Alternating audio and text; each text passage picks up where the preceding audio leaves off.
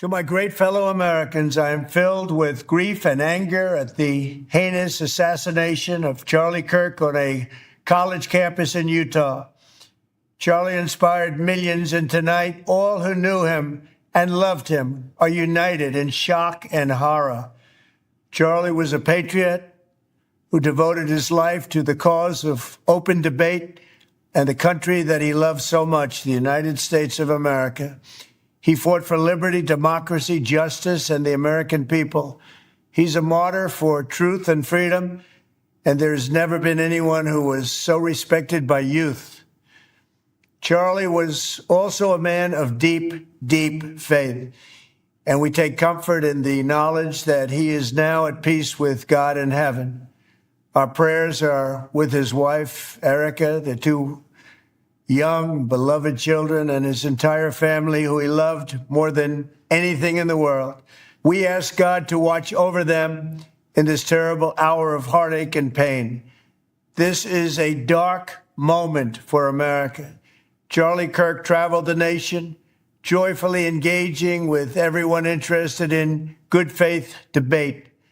His mission was to bring young people into the political process, which he did better than anybody ever, to share his love of country and to spread the simple words of common sense. On campuses nationwide, he championed his ideas with courage, logic, humor, and grace. It's a long past time for all Americans and the media to confront the fact that violence and murder are the tragic consequence of demonizing those with whom you disagree day after day, year after year, in the most hateful and despicable way possible. For years, those on the radical left have compared wonderful Americans like Charlie to Nazis and the world's worst mass murderers and criminals. This kind of rhetoric is directly responsible for the terrorism that we're seeing in our country today, and it must stop right now.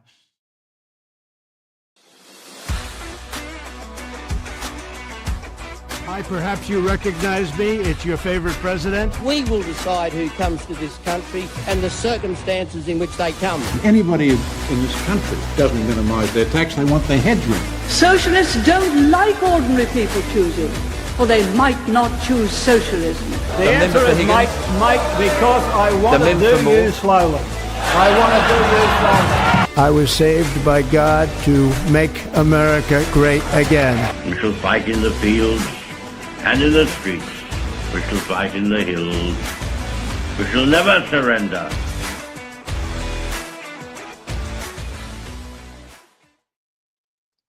G'day everyone, welcome back to another episode of Commanding the Narrative. My name is Stephen Tripp. Thank you to everyone who is watching this. If you are watching this today, please contribute in the chat on Facebook, Rumble, or YouTube, and the link to StreamYard is there as well. If you are not feeling shy and you want to call in and ask a question or have your say, we do want to hear from you. The best interviews are the ones that have good interaction with our audience, whether it be on the chat or whether it be callers as well. I see there's already a comment here from 1984 Punks. It says the Kirk murder has really hit me like many others, and I think that's very, very true in light of what's just happened in America with Charlie Kirk.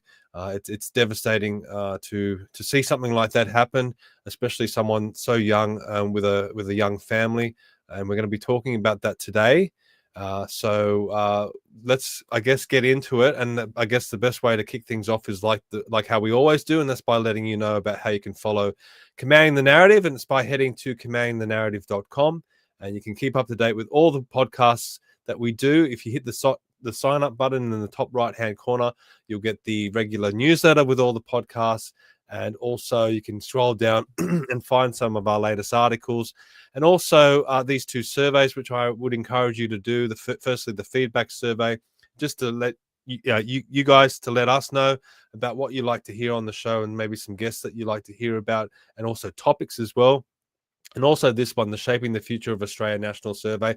That's a very, very important survey that I'd love you all to fill in.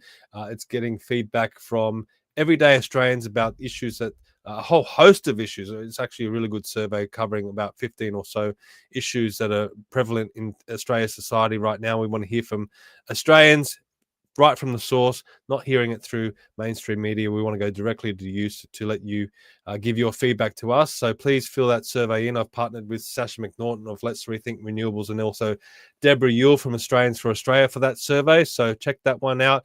And also, if you scroll right down to the bottom, you'll see upcoming events like this one here, the Let's Rethink Renewables Gold Coast Forum.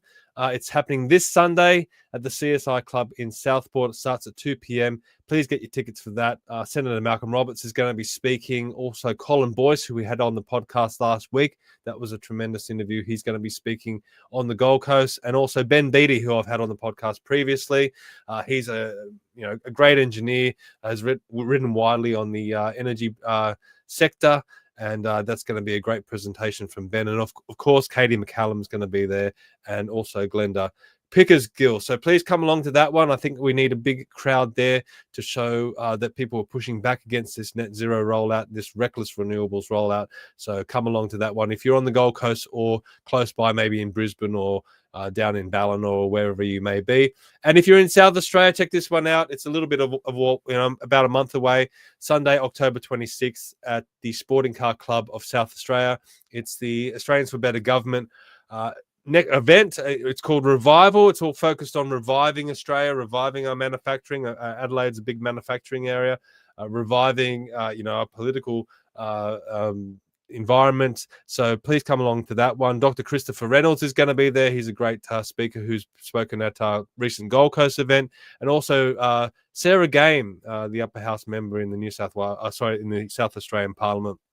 She's going to be speaking there as well. And if you would like to contribute to Commanding the Narrative, please head to the top of the page, hit the donate button at the top. And if you want to contribute through Buy Me a Coffee or maybe even a direct donation, you can find all that information there. It helps to pay for the stream, helps to pay for the website, and most importantly, it gives me a warm and fuzzy feeling inside, which I think is definitely needed right now after the news in America in the last few days. But it's almost fitting that we've got this gentleman on today. This podcast was lined up for a few weeks, but this man actually has met Charlie Kirk, and want to hear his thoughts. He's also very young. He's only 25, so I think it's fitting to hear about how the youth feel about this, particularly here in Australia. So let's bring him on now.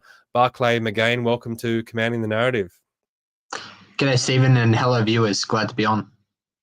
Mate, before we get on to the news at hand, just introduce yourself. I mean, it's hard to keep up with everything that you've done, in your years, in your short years. You've been in the Liberal Party, you've been part of the IPA, you're now part of CPAC Australia. Just give everyone a bit of a background in your political experience so far.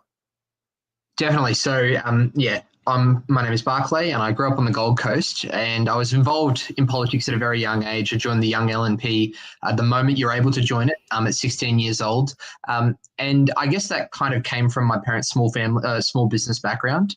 And I guess kind of just an ingrained belief into me that, the state shouldn't be trusted to deal with all of society's problems. And of course, that meant I leant towards the centre right of politics.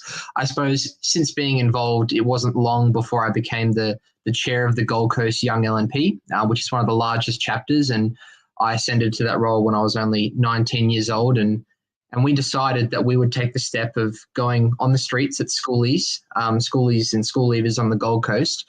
And we would ask people a range of questions. What was their opinion on Scott Morrison? What was their opinion on freedom of speech? And what was their opinion on our Australian national flag and national anthem? In many ways inspired by people like Charlie Kirk, people like Stephen Crowder, these kind of influential figures of our generation that are conservative. And the way that I ran into trouble and I guess gained a sense of infamy was because we decided to interview people, and on that issue of the flag and the anthem, one of the people whom I interviewed said, well, we've got to stop celebrating a culture that couldn't invent the bloody wheel, talking about Indigenous culture. And as a result of that small comment, not said by me, I was plastered all around the nation's media on just about every front page of every paper. On Twitter, it was #1 trending. And in many ways, I became a marked man for the left because I wouldn't apologize and I wouldn't back down. And I suppose since then, that was kind of the integral, I guess, the catalyst for my kind of involvement in politics. The idea that I felt we were shining an issue, Stephen, on something that, really is a well-held view by Australians, that all of this welcome to country, all of this voice, treaty, truth kind of nonsense. It's all gone way too far. And above all else, bloody oath, we want people to stand for our national anthem and honour our flag. And that when that view was expressed, we were demonised as being racist, as being, white supremacists and Nazis even, these kind of absurd terms that apparently just means anything that's centre-right these days. And seeing that kind of injustice, that glaring hole between what people think and how the general left wing was responding to it, made me really think, wow, this is something that I think we need to push in society, that, hey, we do need more freedom of speech. We do need more civil debate, in the same vein as what Charlie Kirk always talked about. And that's kind of led to me to where I am now, Stephen, in my current role as General Manager of CPAC Australia. And there's been many things that have been quite formative along the way that have honed in my current political views as someone who's just a by-the-book conservative and someone who believes in upholding free speech and national pride. Yeah, see, that's the problem. In the left lay the groundwork, and they almost set the rules of how we operate with the words that we're not allowed to say and the words that we're meant to say, and then they expect the right to follow the same course. I mean, we disagree. I mean, we there's certain things that we do want to say, and there's certain things, certain views that we do want to express, and then we get demonized for it. And I think that's played out in your experience. It's also played out with what's happened in America with Charlie Kirk as well. I mean, and we're also seeing that with Jacinta Price at the moment, I think, as well. I mean, that's something that I want to bring up later because you're standing in support of Jacinta at the moment. Are you still involved with the Liberal Party in any way, or the LNP as it is in Queensland? Definitely. So I'm still involved in the sense that I believe the best way that people can make an impact in politics, and again, this is me stepping away from my role with CPAC Australia, is to be involved in the LNP, not necessarily because you agree with or you support every single person who's ever worn an LNP shirt going back for the last 50, 60 years since the party's existed, but because you see it as a vehicle with which to enact change. If there's one thing that's told us during the whole COVID period, when we thought that if the two-party system is ever going to be destabilized, it was during that COVID period. One thing that has at least been reinforced in my view, is that we do live in a two-party system. Sure, there are minor parties which gain seats on the crossbench, but my ultimate goal in politics is to have a prime minister one day that I can look up to and say, yep, that's my guy or my gal, right? Someone that I can look at and I respect. And ultimately, to do that, you really need to influence and have much of a say in a party of government. And that's kind of been my ethos, Stephen, and something that I direct a lot of young people, and that's why we've mobilised a lot of young people to get involved in my state, the LNP, in other states, the Liberals and Nationals, not necessarily because you endorse them or even because you vote for them, but because you see them as a vehicle with which to enact change in your community and ultimately pass policy. And to pass policies, you need to be in a party of government. So that's my perspective. I do think that's a good point. Someone that also, was able to mobilise the youth was Charlie Kirk. You've put this statement out on Facebook in the last day or so. I think I'm going to read this out because I think this is a pretty profound statement that you wrote. You said tomorrow is a new day, but Charlie's death will not be in vain, or at least we must ensure it will not be. He encouraged everyday people to get involved in politics, folks who feared for the trajectory of their country, held conservative beliefs, and believed in civil liberties.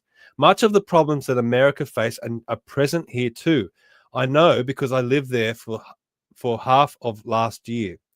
If the events of today make you less inclined to speak up or less inclined to participate, you're letting the enemy win.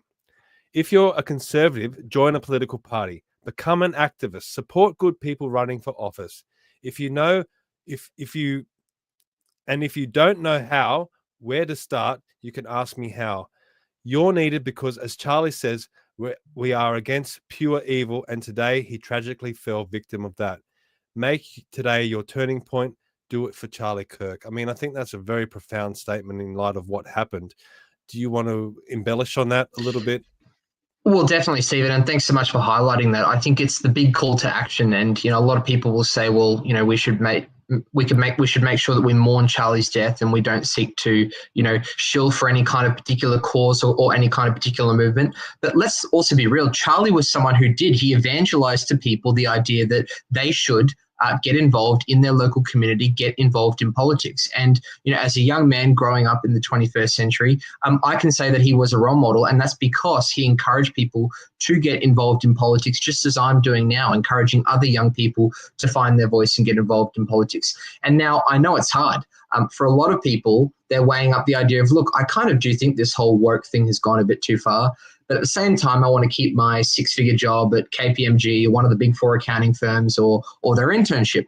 And it's a very, very tricky battle. Or they don't want to get a bad grade on their university assignment or even high school. Some people even joining or getting involved at a high school level.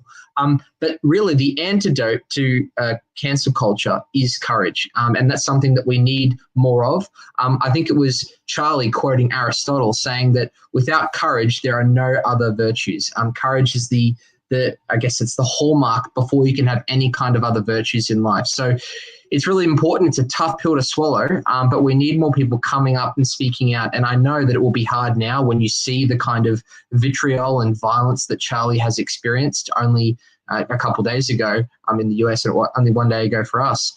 But it's something that we really need to, I suppose, reckon with. And we need to understand that we can't cower, we cannot be deterred, and we must continue to speak up. And that involves in, whether you don't have the time or the energy or the money to be a donor or a candidate yourself, well, at least supporting someone who's putting their neck out.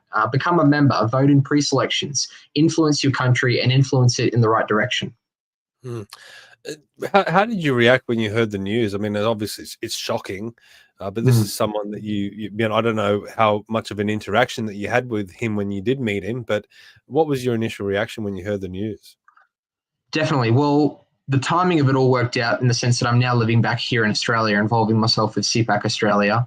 I heard the news at about 6 a.m. And the reason why I am normally not a 6 a.m. riser, I'm normally 7:30. But, last night, for whatever reason, I didn't turn my phone on silent. And as you mentioned in that post just before, I've lived in the US 6 of the last 12 months, and just my phone just started blowing up around 6 a.m. Australian Eastern Standard Time. And sure enough, I woke up and I saw the news, and my goodness, it was grim. At that stage, it was a case of, do we know what kind of condition he's in? How's he faring? Please pray for Charlie Kirk. And before long, it became very clear that he wasn't going to make it. And, once we saw the vision, it was very clear that, he was not able to survive that. And that was very tragic. But, one thing that I also add is that we've seen political assassinations in our time. Whether it's not in my time, it's in our parents' time. People can remember even going back to JFK, Martin Luther King Jr. But one thing that makes this different is that it played out so graphically. And he was an icon, not just to people of all ages, but particularly to people in the youth age group, the people who are still impressionable. Science tells us that your prefrontal lobe's still developing until you're age 25. And this guy had fans who are in grade 9, grade 10, grade 11, many of which were going to school that same day. And they get up, they look at their phone, or they see the news, and they see a guy getting his neck punctured, someone who they admired, someone who they respected. And for that to happen so vividly and so graphically is definitely something that we've never really seen before. And that's something why I think this will be remembered like no other political assassination. But it won't be in vain. And like Charlie said, I think it's really important that young people continue to be involved and not just continue, but amplify their efforts to really correct the narrative. And, what we've got to understand is that both his kids and his wife also saw the footage, or they're going to see the footage at some point in their lives. I mean, it's such a terrible circumstance because he seemed like such a family man. And he's got such a young family. I just don't understand how anyone could do that to such a young person with a young family. It's just tragic. And I mean, I spent last night going through all the videos that are popping up online of people reacting in a positive way about this. And it just completely disgusted me. I mean, I even thought about playing them, but then I'm like, I'm not going to play them because it's just horrible that there are people out there that are celebrating this sort of thing. I can't imagine hating someone that much that I would celebrate them being shot in broad daylight in front of their family, in front of their young children. And it's just a disgusting response by people. Definitely, it's totally depraved, and just going back to a point you raised a bit earlier, and these are all unconfirmed reports, but as I understand it, his wife and his 2 kids were actually there that day, I and heard that too, tragically, I heard they were in the front row. And yeah, they were in the front row, and tragically, this is also unconfirmed. When the gunshot rang out, one of his daughters instinctually ran to Charlie to embrace him, because as a young daughter, a young son, or a young son or daughter, they run to their parents the moment they're frightened or they're scared. And just the absolute tragedy of that is really besetting. And the fact that people don't feel that kind of tragedy, it's more than just being left or right wing. I think at that point, you really do lack some kind of humanity, or you have some kind of diagnosed issue. Because there is a certain element where, there's moments in politics where everyone says, wow, that is truly awful, that is truly sad. And for some people to relish in that, and for some people to celebrate that, shows a whole different level that I guess many people didn't know existed. But hey, now we're finding it out. We are finding out increasingly that the radical left, and indeed there are many civil people who are left-wing, but the radical left are starting to comprise a very, very sizable portion of what it means to simply just be left-wing in politics, far more than what radically right-wing would comprise of the general centre-right or right-wing movement. So it's something that we need to be very, very careful of, because the moment we start viewing words as violence, then violence becomes a legitimized response to words. And sadly, that's what we saw yesterday. So many people saying, well, Charlie Kirk talked about, transgender people in a derogatory way, or he talked about African Americans in an insensitive way, so he had it coming. No way. Words are words. Violence is violence. The two should never be conflated. You can disagree with Charlie. You can probably call him a racist if you want. If that's truly what you want to do, you want to slander him with labels, go ahead and do that. But to take a bullet, take a gun, take any kind of action that is inflicting violence against him is just inhumane, and it's against the West. And that's why it's no secret that those who hate the West are always the ones engaging in that same political violence, Stephen. And it's something that, any person left or right should be able to call out. And that's what I hope to do by holding this vigil on Sunday in my home city of Brisbane, to get people of all political stripes to a university campus where Charlie really made his home. And really sending a message to people that they shouldn't be afraid to stand by their beliefs and be conservative. Yeah, look, this is a photo of Charlie, his wife, and his 2 children. Look, I mean, it's devastating, and I mean, I've got 2 children very, very similar in age to that photo there, and I mean, I feel it just looking at that, and I think. What I found, I mean, just talking last night to a couple of people from work, the people that didn't have kids didn't really quite understand, I mean, how hard hitting that is to take out someone, a father with young children like that.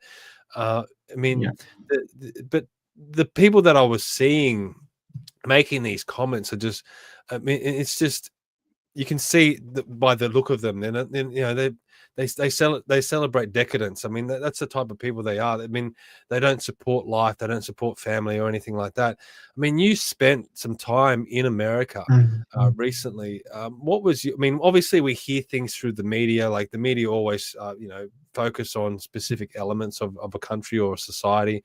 We see a lot through social media these days. I mean, we saw the shooting these days. We saw the shooting, the reaction, everything's played out in real time these days. But you were actually there on the ground, getting a feel for the country. What was your take of America when you spent some time there? Definitely. So I went over there in my capacity as a federal affairs associate with Americans for Tax Reform. It was just a temporary role that I was having, and a great opportunity to gain experience. But of course, when I was over there, the fact that it was just 3 months out from the US federal elections, I decided to utilize a lot of my time volunteering on the Trump campaign. I was pretty outspoken on that front, and also seeing and engaging with a lot of people in the community. And we would even go knock on doors in swing states like Wisconsin, Pennsylvania, and would speak to people and say, well, have you coming out to vote, and where are you at with it all? Can I give you any more information on the candidates? Because it was, of course, not just the presidential elections, but a range of other elections. They hold all their elections at once. And I will say, and as much as I felt like I had a bit of a warped view living in Washington, D.C., where I think 89% of people voted for Kamala Harris, it is a very, very divided country. And it's a tragic circumstance that that's how it's gotten to. But the identity politics that has seeped into American culture, I think, has really left a great stain on that, which will take many years to remove. And that was something that Charlie pioneered. One of the first people that he brought on to his Turning Point team was Candace Owens, someone who wasn't super well known at the time, and he made her into an international star. Someone who doesn't fit the cookie cutter, white old dude in a suit. You've got Candace Owens out there, and she's one of the more outspoken conservatives in the whole center-right movement in the US now. So I think it's a grim reflection, and I hope we don't go down that same path, Stephen. But yeah, the US is in a really, really big pickle right now, and I do think it started under Barack Obama's presidency. And I think Barack Obama gave rise to a figure like someone like Trump who are getting fed up. And the reason why I point to Barack Obama was because I think that he was the first president to really speak about the concept of white privilege, this idea that, hey, we shouldn't just view people as other individuals, but we should view them for a range of other facets that are immutable characteristics, such as their race. And this idea that just because someone is white means that they actually have everything handed to them in life, and that we should therefore try to disparage that and have reparations and quotas and affirmative action to level that playing field. And this whole idea of us versus them, that dialectic, which Barack Obama typified, gave birth to someone like Trump, and this ongoing division that every election now is hugely funded and hugely divisive, hugely polarizing on both sides. And I don't think it's positive. And a lot of people would say Charlie Kirk just amplified that. I beg to differ. He was someone who looked to extend the olive branch and mend the divide. And the reason why I say that is twofold. One, when I saw Charlie at his Turning Point conference in the US in December of last year, one of the people who he platformed on stage was Cenk Uygur, who is the host of the Young Turks podcast, a podcast very similar to this. And they were very, very outspoken in their support for Bernie Sanders in the 2016 Democratic primaries, Joe Biden, Kamala Harris, you name it. They're everything Trump isn't. That's who they support. But he had the principle to platform someone like Cenk on stage. Not only that, he would also go on Governor Gavin Newsom's podcast recently, and he's the current front runner for the 2028 Democratic primaries. Charlie hosts an event on campus, just like he was a couple of days ago. He would say, hey, if you disagree with me, front of the line. And to me, that was extending an olive branch, and it was having an effect. So many people who were middle of the road didn't have necessarily an opinion. I don't know what this whole right-left thing is. What is a conservative? Don't really know. They would hear Charlie say something like, well, there's only two genders. That's a general observable fact. And they'd be like, this guy is talking facts. This whole 63 genders thing seems like a lot of nonsense. And there's a cult of people who want to make that belief mainstream. And here's Charlie extending the olive branch to these people saying, hey, come to the front of the mic. And he was clearly so impactful and so effective that they thought, this guy's going to be a problem for decades to come. We need to take him out. Or at least that's what one person thought. And sadly, he's no longer with us. Yeah, no, I think you make a very, very good point. I mean, I know it's hard to look into a crystal ball and see what happens from here, but where does America go? Do you have any feeling on that? I mean, obviously, this is a huge moment. I don't think it's really sunk in how big of a moment this is. I mean, we've seen a lot lately. There was the two assassination attempts on Trump that we seem to have forgotten about pretty quickly, but this one's going to be hard to forget about. Do you have a sense of where the country goes from here in America? It's tough to know, but one thing I know is what we need, and that's more people who care about the fabric of a nation. And Charlie was someone who definitely understood that. And now you mentioned before, what was it like interacting with him? Well, I only got the chance to meet him for 1 to 2 minutes, but in that 1 to 2 minute discussion, I essentially said to him, Charlie, I'm from Australia. I'm a big fan. And I said, we'd love to have you back in Australia one day. He's like, thank you so much for coming to the conference. I understand you guys have your own issues over there, and I understand sometimes you have an issue with the Liberal Party not necessarily being conservatives. He said you have an issue with rhinos. Of course, they're not called Republicans here. That has a totally different meaning here. But he was very open and honest with me and says, I've got to sort my country out first. And he's right in the sense that he is living in the golden age of America with, the Trump administration being in and making so many sweeping changes that I do think will have lasting effects for the US. He wanted to be a part of that. He helped Trump get to the White House. I think there was a great anecdote shared by Vice President J.D. Vance yesterday, and this shows the level of impact that Charlie had. He would have a discussion with J.D. saying, hey, J.D., how's your family going? You take Wisconsin, I'll take Arizona. The fact that a 31-year-old who, not long ago was just some, dorky-looking kid walking around every Republican conference is now saying to a prospective vice president, hey, I'll look after this state, you look after that one, is mind-blowing. The fact that this guy was able to mobilize such a movement behind him showed his tenacity and his strength. In terms of where America goes from here, I think this is going to have a bit of a chilling effect. It will have a bit of a chilling effect on, anyone, left or right, their ability to feel like they can come out and speak openly in public. I think there will be more security measures put in place, like what happened, after 9/11, which, is actually they're celebrating the anniversary of 9/11 today, which is entirely coincidental. But I think it's really important that despite all these extra measures, despite all this, temptation to fear, we need to go back to, what Aristotle said, which is the idea that courage is the virtue before all other virtues. And we need to ensure we don't dismiss that, because then we truly let the opponents win. No, well said, mate. It's interesting that Charlie said that he needs to focus on America, and I think that's right. But I guess we need to focus here on Australia and what's happening in this country. And one of the points that you made in that post is that some of the issues that America is facing are similar to the issues that we're facing here, especially when you have politicians like Bob Carr put this post up on X, where he said, Kirk believes in the right to bear arms. Proliferation of firearms sanctioned by the Constitution is the root cause of USA leading the West in murder rates. More guns than people means shooting of opponents becomes part of the political contest. And then he goes on and doubles down on some of those comments by saying Trump will be tempted to unleash the full-fledged culture war as a diversion from economic troubles and Epstein madness. This is like a day or of the day that Charlie gets shot. We just spoke about, the impact that it would have had on his family and things like that. Don't you think a post like this could wait a week or so, or even a month? Like, why does this have to happen straight away after the shooting?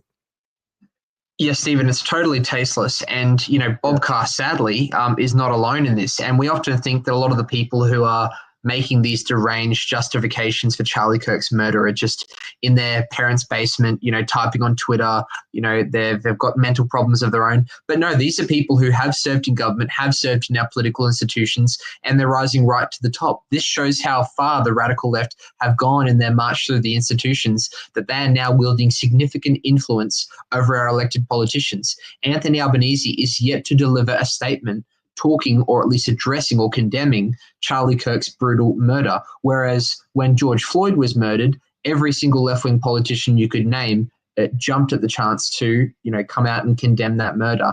And that was someone who had committed a crime and had a criminal record. So there's a big issue here in politics where you've just got these people coming out and trying to justify and rationalize a lot of these deranged behaviors. And yeah, I think it's important we call it out, definitely. You're definitely right. Tell me, with the focus back here on Australia, you're heavily involved in bringing the youth along to conservative politics and trying to inspire them, just like Charlie did in America. Tell us, what are you involved with here in Australia in trying to mobilize the youth and also directing them to the right side of politics? Well, definitely. The organisation I'm working with and general manager of, CPAC Australia, is a grassroots organisation of everyday Australians, mainstream Australians, who are not impressed with the trajectory of their country.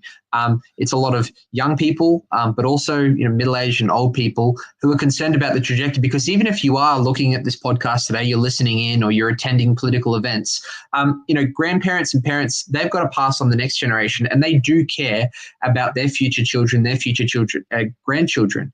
Heck, I don't even have kids of my own, but I know that I want to care about what Australia will look like in 100 years from now when I'm long gone, because I want to know that my kids and my grandkids will be growing up in a country that I can be proud of and I can look at with pride. And right now, I don't think the trajectory of our society is something that I want to bring kids up into. And that's why I'm really wanting to be part of that change. And CPAC Australia, as I said, it's a grassroots organisation. We hold our annual conference. It's next weekend in Brisbane. And this is something that Charlie always did. He hosted his annual Turning Point conference. I was lucky enough to attend it last year. But his movement really much was a complementary factor to CPAC in the US, and we're an offset of that. We've got CPAC Australia now, where as you can see, we're platforming a number of influential people on the right. Now, you might not agree with them all, but that's the civility part of what it means to be involved with CPAC. And it'll be a conference attended by more than 1,000 people. We've got the live screening of Outsiders. It's going to be a fun-filled way to talk about our politics, have civil debates, and also in recent times to remember Charlie Kirk and the life that he lived and the message that he can send to all the people that will come after him. You're still 25. I'm sure being through uni and school is still very fresh in your mind. Are the youth these days as indoctrinated and left-leaning as what we're told or what we're led to believe? It's a great question. Obviously, there is quite a portion of people in our academic institutions in the student level that are quite left-wing. But I would put to you, Stephen, and also to the viewers, that it's coming from our teachers and our lecturers. I was someone who was very involved in the Voice campaign, campaigning for people to vote against the Voice. And maybe it was a bit naive of me to do. I thought I'd go to my university campus and start handing out flyers, 10 reasons to vote no to the Voice.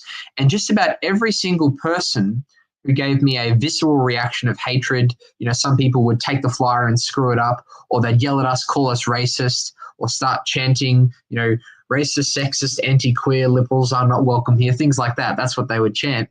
Often it would be people who, when you did some digging, were people who are alumni, no longer students, or they were lecturers or tutors.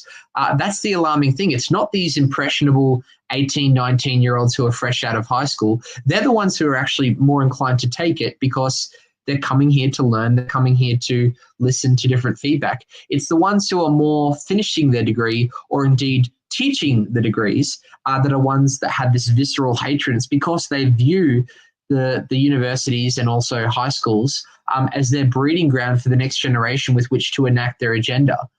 You mentioned before, Stephen, that you had kids, and of course Charlie had kids too.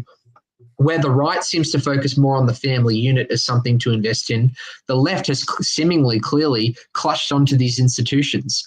Instead of beginning a life where you look at having a wife and kids, or if you're for a woman having a husband and kids, they instead embark on trying to infect themselves within all these institutions and curate the next generation to think exactly like them. And they have all the time in the world to do it because they don't have a family of their own. And that's what we're up against, these true and tried academics that are full-on activists, not teaching our kids what to think or how to think, but necessarily what to think. And that's the danger. And the moment you start teaching people, as I said before, that words can be viewed as violence, in their young brain, they start to think, that means violence can be used as a response to words. And that informs their whole life view. And sadly, it leads to the events that we saw a couple of days ago. Yeah, no, you're right. I mean, I was watching a lecture. I've been very interested in South Africa recently, in the history of the modern history of South Africa. And I was watching a lecturer in America speak about it. And at first I didn't realize that he was on the left side of politics. And I guess a lot of the lecturers are. And he was giving some riveting history and information, but every now and again, he would just insert this very left-wing ideological view. And then he would move on and start talking about history again. So it was all these like little tidbits they would just insert into their lecture. And it's a way of indoctrination and I guess brainwashing. So have you found that this is something that takes place, or is it more overt than that? Well, definitely. And one thing I've seen, in my time at university was, we decided to start up a conservative club, a club for all conservatives on campus. And when I went to my university student-run administration, we put forward, we filled we dotted our I's and crossed our T's. We were told that there was concerns that this would become a club for cis-het males. And particularly there was an issue with the name conservative. The way that they would pontificate to me, they would say, Barclay, UQ is a diverse place. This is a place for people from 100 different countries, 100 different backgrounds and ethnicities. And the conservative ideology, Barclay, has been harmful to a lot of people in these countries. I hope you understand that, Barclay. So when you come and propose this idea of conservatism today, it screams not welcoming others. And a lot of people fled these ideologies, Barclay, and we don't want to start that here on a university campus here today. And that was the guise with which they wanted to shut down any kind of conservative club. And they were concerned it would become a club, I mentioned before, a club for cis-het males. Now, if you don't understand and you're watching today what that means, cisgendered, i.e. you're born male or female and you decide to stick with it, and heterosexual, meaning that, you love the opposite sex. And males, of course, which is, of course, not true. There are a number of young conservative women out there that are probably watching on today and are involved in campus activism. But these are the kind of labels and the kind of roadblocks that they want to put in front of you before you can start a club. Now, of course, what's wrong with that anyway? I mean, even if Exactly. it was a group of heterosexual males, what's wrong with that? Definitely. Once you start viewing the world through an ideological lens, Stephen, and you start looking at things like affirmative action, this is the conclusion you come to, that every single thing in society must be 50-50 parity. The gender pay gap, we must equal that on every metric, despite the fact that women make different life choices to men based on biological traits. And one thing that we did, just carrying along with that story, Stephen, was we decided to progress with our UQ Monarchist League. It's still a thriving club at UQ, and it's the largest monarchist league in all of Australia.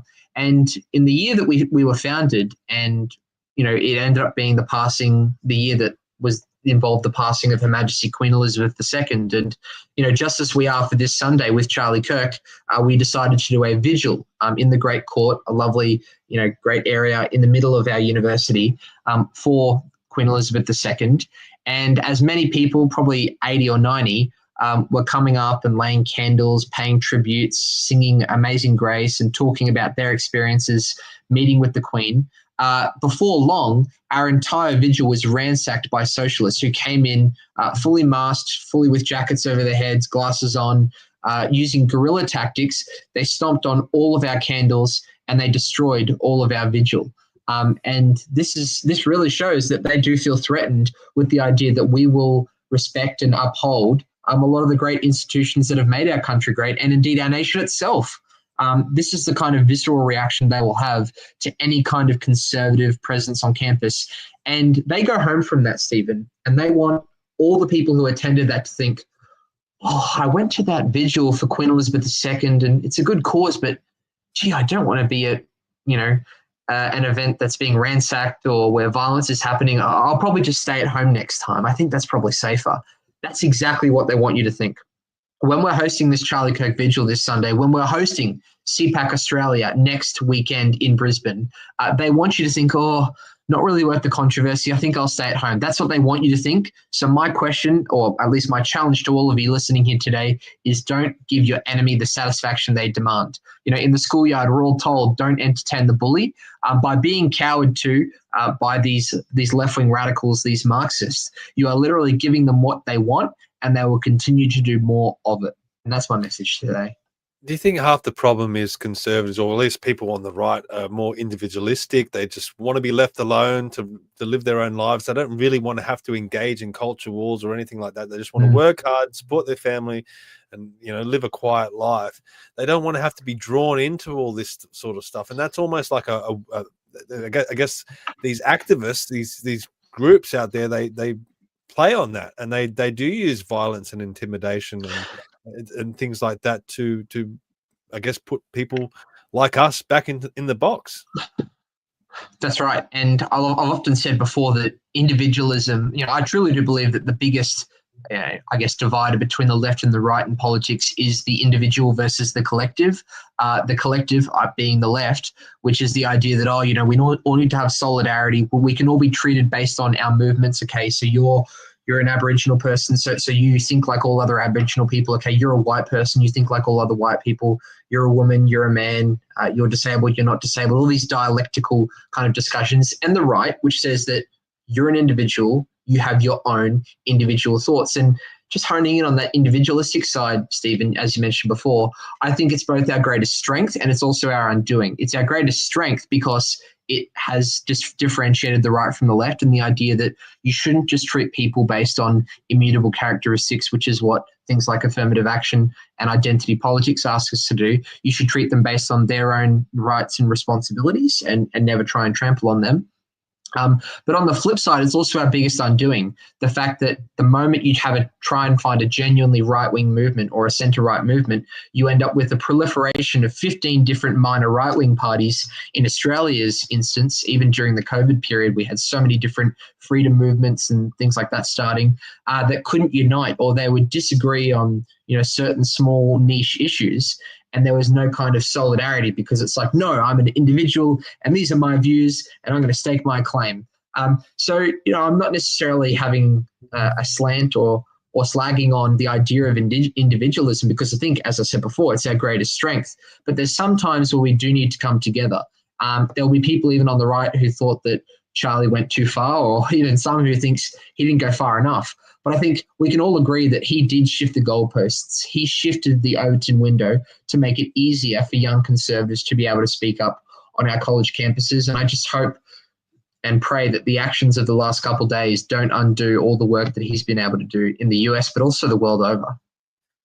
See, that's the thing. I mean, you said that there's a lot of positives and advantages that come along with being an individual, but we also need to acknowledge that there's drawbacks as well. I mean, you never be perfect in any way. There's always ways that people can get to you, I suppose.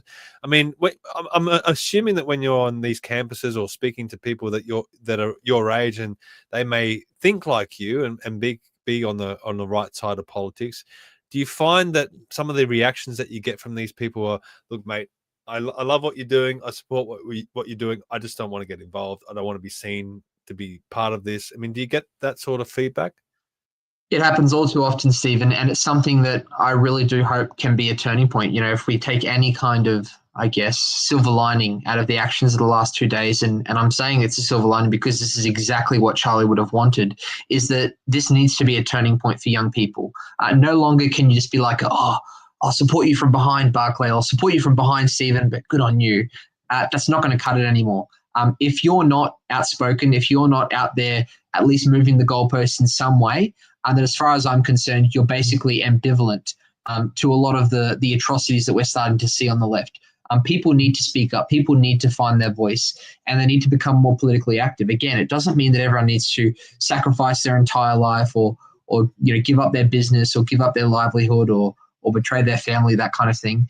It simply means that you do need to get more involved, and it's more than just voting at the ballot box. Everyone votes at the ballot box, so that doesn't make you a point of difference. Join a political party. In my state of Queensland, there's only 10,000 members of the entire LNP. I would hazard a guess that in the course of this podcast history, there's been way more than 10,000 people who've tuned into any kind of episode. If all of them was to take the next step and join, at least in my opinion, a party of government like the Liberal National Party, I think we would see it dramatically change. And I know you mentioned at the top of the program what we've seen happen and the way Jacinta Price has been mistreated in recent days. Guess what? If more people were joining the LNP and voting in pre-selections, someone like Susan Lee, who has kicked Jacinta Price out of the ministry, would not feel comfortable anymore doing something like that if she knew that all the Conservatives who disagreed with Jacinta Price's dumping would be voting in her pre-selection before the next federal election. So that's something that we all need to have a recalibration, that joining a political party does not necessarily mean that you agree with everything they do. It means that you believe it can be a force for good. And I do believe that a major party of government can be a force for good, because ultimately we're in politics to change our country and pass laws or repeal dodgy laws. So that's kind of my framework and how I'm viewing it, more in an Australian context, I suppose, Steve. Look, I think you're right. I'm seeing a lot of comments in the chat supporting Jared Rennick. I mean, it's the same situation. If everyone was involved in the Liberal National Party, then he wouldn't have lost his pre-selection as well. I mean, it's another clear example. I mean, what you've been inside the party. I mean, I've been inside the party. I was expelled. So I mean, I know what it's like in there. What do you think? What do you think is the direction of the Liberal Party at the moment? Especially under the leadership of Susan Lee, you've come out in support of Jacinta. A lot of people are hoping that she can develop into a leader at some point in the future. But I mean, when we're talking about the trajectory of the country, a lot of that depends on a strong Liberal Party and a strong coalition to take us into the right direction, like has happened in times in the past when we've had bad Labor governments and have had to have the Liberals come in and rescue, or the coalition come in and rescue us to a certain point. Is there any hope for that at the moment, or do you think there's a lot of growing pains left to do on that side of politics? Well, I want to make two key points, particularly about where I live in Queensland. And they're about two people who I have admired and I will continue to admire, and that's Jared Rennick and Matt Canavan. On the Jared Rennick front, Jared was originally pre-selected in 2019 as a Liberal National Party senator, and he just was able to become, pre-selected as a senator. And then he served in Parliament for 6 years as a senator, standing up for when our rights were being trampled on in the COVID regime, standing up against the Bureau of Meteorology when they're tampering climate data. And then when he ran for pre-selection in 2025, and I see a lot of them in the comments here today, all of his most avid supporters weren't there at the pre-selection. He lost on a vote of 131 to 128. If we just had 3 or 4 more people in the room there that day at Jared's pre-selection, he might still be in Parliament today.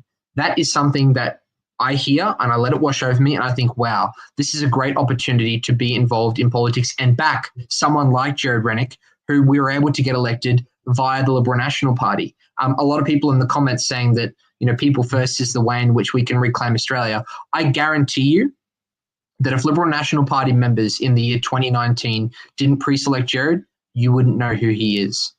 And now looking forward, because I know that sadly Jared is no longer in the Parliament, there's another standout, and that person's Matt Canavan. Matt Canavan is leading the discussion against one of the most corrosive things that we are seeing play out in Australia, and that's net zero. He's leading the discussion against that.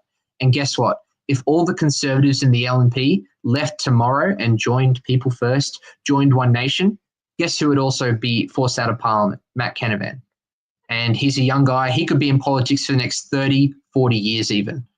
If we're not there to go in and back him, we'll prepare for the entire party of government, the Liberal Party and the National Party, to be filled with people who don't represent conservative values.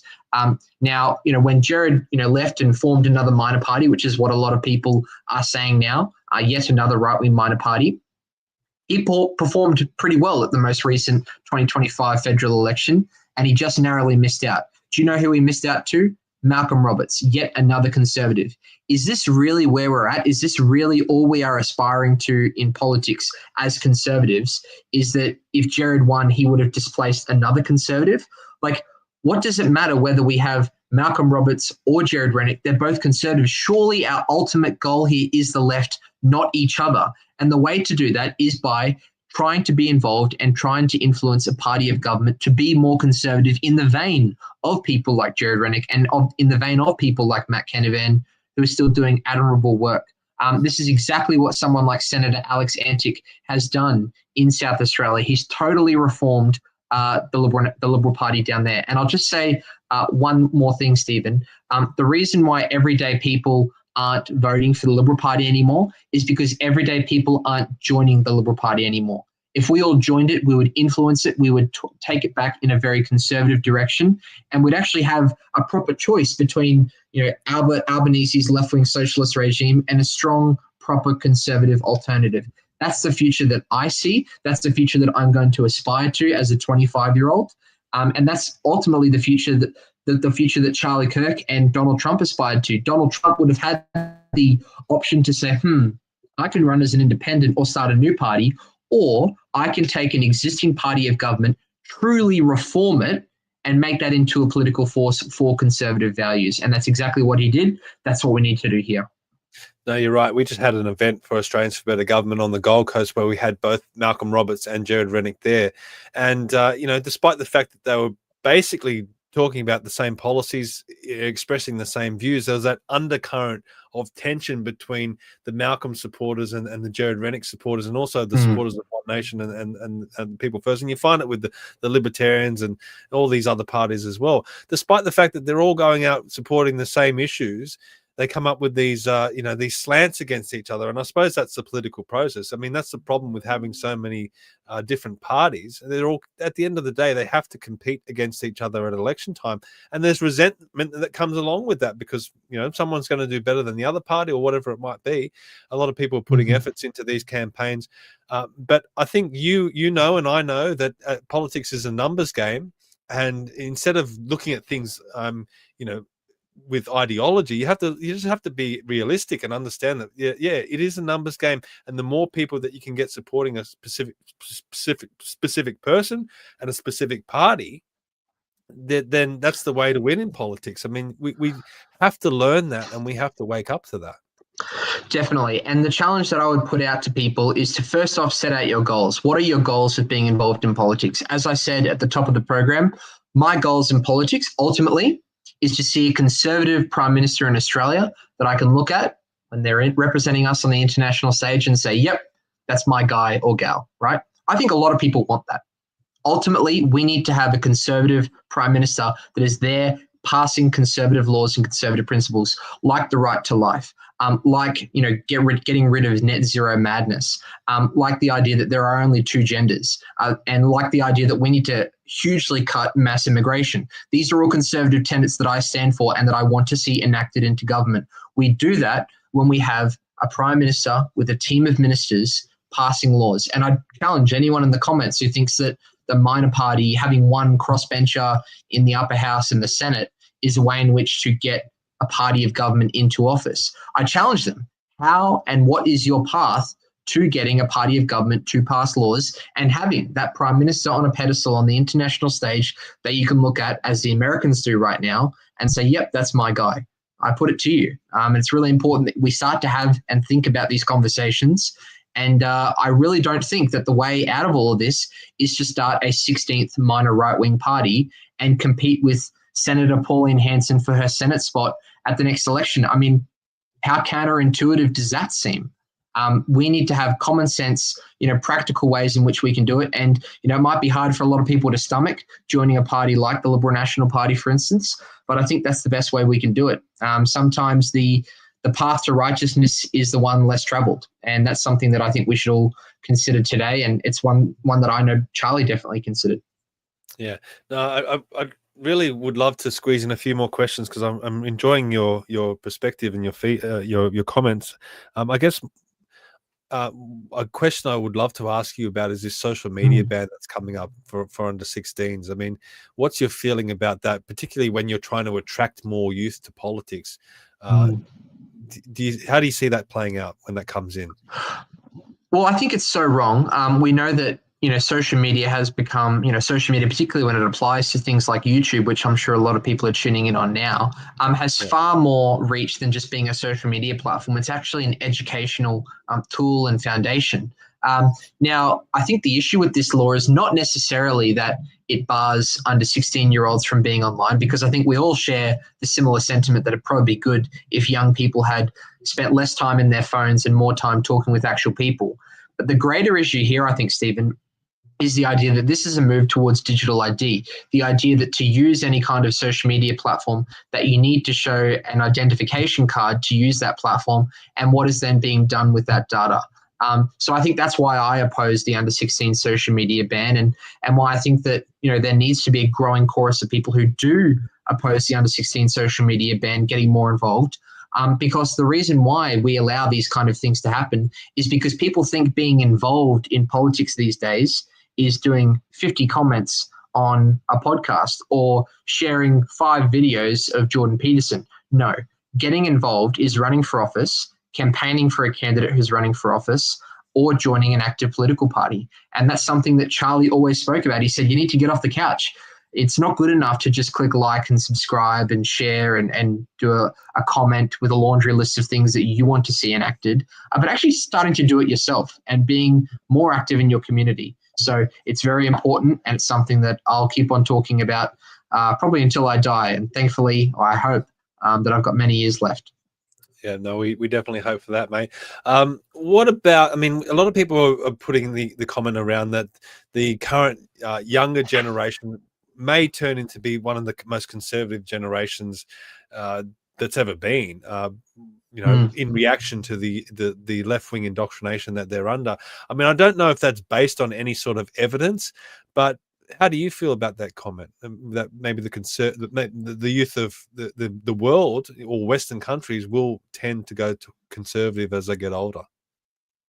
I think that's definitely true. That's shown up in the data that the older people get, the more likely they are to trend conservative. But I think there's also some interesting points that we're seeing now that this new generation, Gen Z, people born after 1995, so that's my generation, are trending more conservative and a strong kind of right wing. And I think that's shown up in the rise of a number of people that are influencers on the right and really taking quite a hold. And I think that's quite a promising sign. Now, equally, there are a growing chorus of people who are left wing, and there's very few that are now in the sensible center. I think social media echo chambers seems to do things like that. But I think that's what we're seeing is that, it's not necessarily the case that it's always the older generation. We are seeing a lot of younger, particularly males, realize that they need to stand up and defend their country. This idea, the trajectory that we're heading on, where we're importing 600,000 new immigrants to Australia each year, is unsustainable. And the reason why it's unsustainable is because one of the things that matters most to me, the next, box that I want to tick on my how to do life roster, is to buy a home ultimately. And that's being made harder and harder every day by politicians who say that they want to make it easier, but meanwhile add so much demand to the system without increasing the supply to match it. So that's a big thing for me, and that's why I think a lot of young people are trending more in that conservative direction, Stephen, and they just need to realize how to channel their passion. Yeah, I did a podcast a few weeks ago with two young gentlemen, Cooper McCallum and also John Martin. Both are under 20. And the big theme of that was intergenerational theft. And that's not just economic theft; it's also housing and culture and a whole bunch of other things that go along with that. The policies that are being put forward currently are going to hurt future generations, and they're going to really see the consequences of the over $1 trillion in debt that we're currently in. I mean, who's going to pay that off? I mean, this is some of the issues that our younger generations are going to have to struggle with as they go along. You mentioned mass immigration and the shortage of housing supply. I mean, how are the younger generations going to deal with these issues? And I mean, it almost has to be that they have to tend conservative in some way in reaction to these crazy policies that we are seeing that we're seeing coming from the left.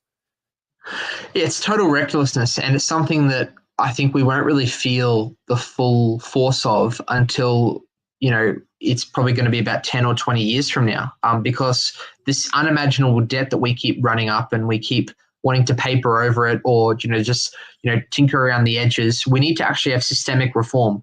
The fact is that, you look at 16-year-old males, I think it's a third of all 16-year-old males are currently listed on the NDIS.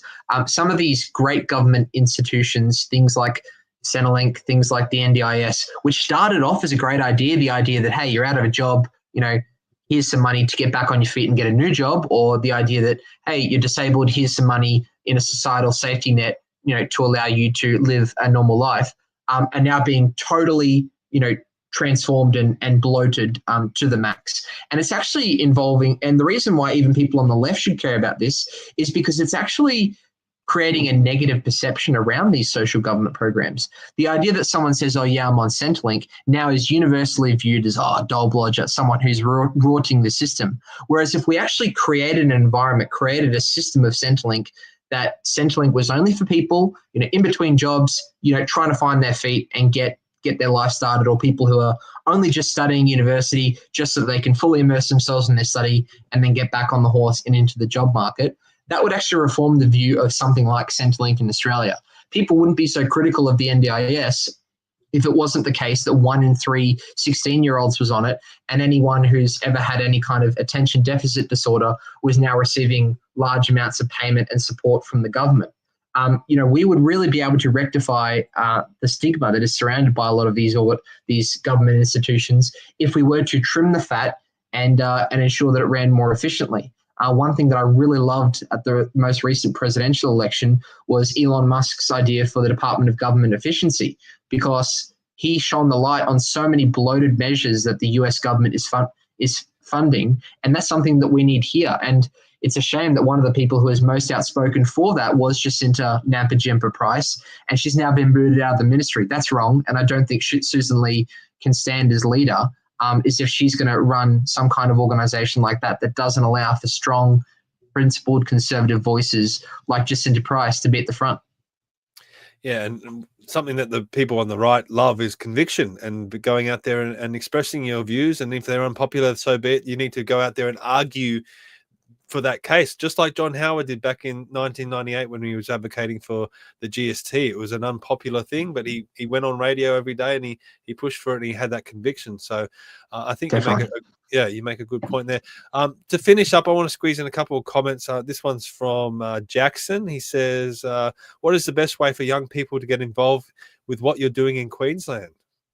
I think it's a great question, Jackson. And I think ultimately for young people in particular, they need to get involved in a political party. And the reason why I say that is often a lot of political parties will have outsized say for young people to get involved in the affairs in which the way the party is run and therefore the government. Now, a lot of people will say that federally the LNP brand is dead. Well, I have a newsflash for them. Less than 12 months ago, the LNP won state government here in Queensland. So the vast, vast, vast majority of laws that impact everyday Queenslanders are being decided by David Crisafulli and his ministers and the LNP. As I said before, there's only 10,000 members in the entire Queensland LNP. I put it to you that if we have enough young Conservatives joining, we can steer that party in a way that is more representative and more in line with our values and beliefs. And as a young person who's going to be voting in many more elections to come, that is something that you should definitely aspire to, even if you don't want to necessarily be a politician yourself, and even if you don't necessarily agree with everything the Liberal Party has stood for, and you tend to, ordinarily vote for people more on the right of politics.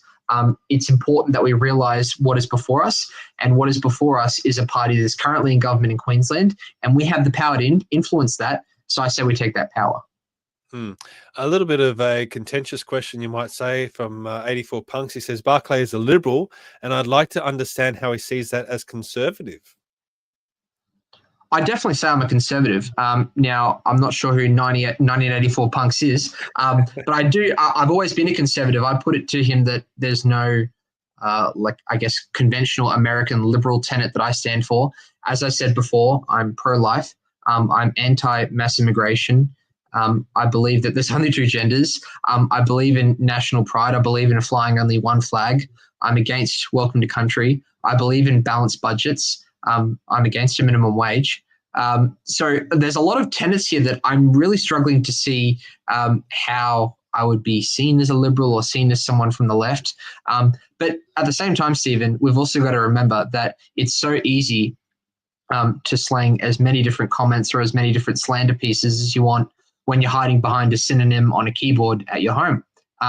One thing that I would encourage 1984 Punks to do is to get out in the community, start your own kind of podcast, be more involved in your area, and back solid candidates that you support instead of slinging from the sidelines. I think that's probably some good advice, and all power to you, 1984 Punks. Hope you have a good day. Good.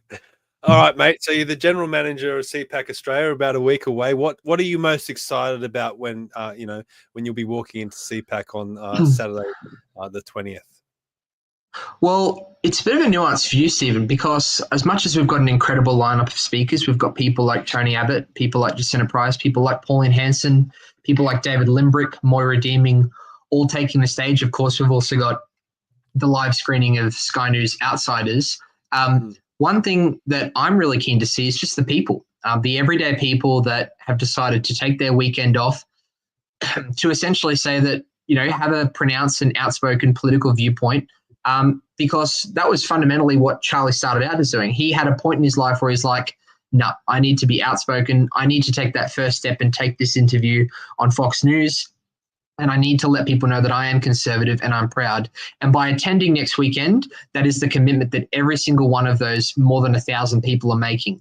They're making the commitment that, hey, I'm conservative and I don't want to hide behind a keyboard, or I don't want to, just be someone who's just going to lurk around in the background. I'm going to take a more pronounced view of it all. One thing in particular that I'm keen to see, or maybe two, let's go to two things that I'm keen to do in particular, is we're going to do a moment's silence for Charlie Kirk, because I think that's very pertinent. Everyone in the room, whether directly or indirectly, took a note from Charlie Kirk's playbook. And second off, I'm also keen to see Jacinta Nampijinpa-Price speak, because unlike what the Greens did in the Australian Senate the other week, she will be speaking draped in an Australian national flag, and there won't be anyone taking that off her. So I'm very keen to see that too, because I think it'll be quite a symbolic moment. I'll be looking forward to seeing that as well. I'll be there, so please come along, everyone.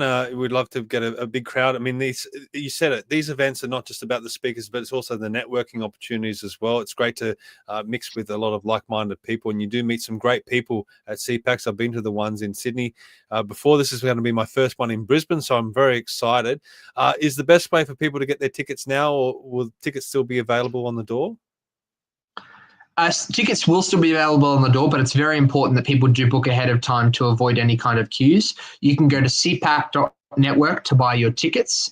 Tickets range from many different categories, but I'm sure there's some way that we'll be able to get you into the conference next weekend. And it's the largest gathering of conservatives in the Southern Hemisphere, so I hope to see you there. Great. Now, mate, we're at the end now, and we're up to our most important segment of Commanding the Narrative, and that's called Build Your Own Fantasy Government. Now, mate, Barclay, you're going to be in control of the next Parliament of Australia, and you can choose 5 or 6 people to lead that government and take Australia into the right direction.